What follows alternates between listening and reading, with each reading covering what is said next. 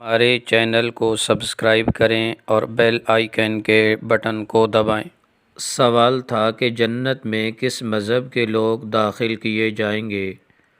یہودی، عیسائی یا پھر مسلمان؟ اس سوال کے جواب کے لیے تینوں مذاہب کے علماء کو مدعو کیا گیا۔ مسلمانوں کی طرف سے بڑے عالم امام محمد عبدہ، عیسائیوں کی طرف سے ایک بڑے پادری اور یہودیوں کی طرف سے ایک بڑے ربی کو بلا کر ان کے سامنے یہی سوال رکھا گیا، جنت میں کون جائے گا؟ یہودی، عیسائی یا پھر مسلمان؟ مسلمانوں کی طرف سے امام محمد عبدہ نے کھڑے ہو کر ایسا مدلل جواب دیا کہ محفل میں بیٹھے تمام ناقدین کے ساتھ عیسائی پادری اور یہودی ربی اپنا سا منہ لے کر رہ گئے اور بغیر کوئی جواب دیے، بغیر خاموشی سے اٹھ کر چلے گئے۔ مسلمان عالم دین نے کیا جواب دیا؟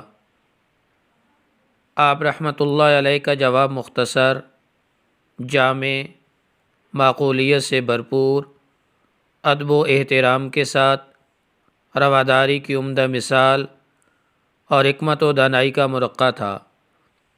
ان کے جواب نے سارے مسلمانوں کے ہونٹوں پر مسکراہٹ بکھیر دی اور یہ باب ہمیشہ کے لیے بند ہو گیا۔ آپ نے فرمایا، اگر یہودی جنت میں جاتے ہیں تو ہم بھی ان کے ساتھ جنت میں جائیں گے، کیونکہ ہم ان کے نبی حضرت موسیٰ علیہ السلام پر ایمان رکھتے ہیں اور انہیں اللہ تبارک و تعالی کی جانب سے اپنے بندوں پر نبی مبعوث کیا۔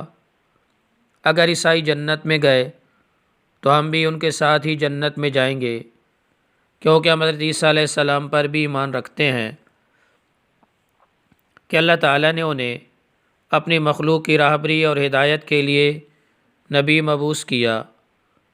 لیکن اگر مسلمان جنت میں گئے تو ہم صرف اللہ کی رحمت کے ساتھ اکیلی ہی جنت میں جائیں گے، ہمارے ساتھ کوئی یہودی اور عیسائی نہیں جائے گا، کیونکہ انہوں نے ہمارے نبی اکرم حضرت محمد مصطفیٰ صلی اللہ علیہ وآلہ وسلم کو نہیں مانا اور نہ ہی ان پر ایمان لائے۔ الحمدللہ ہم خوش قسمت ہیں کہ ہمیں سب سے قیمتی چیز ملی اور وہ دین اسلام ہے۔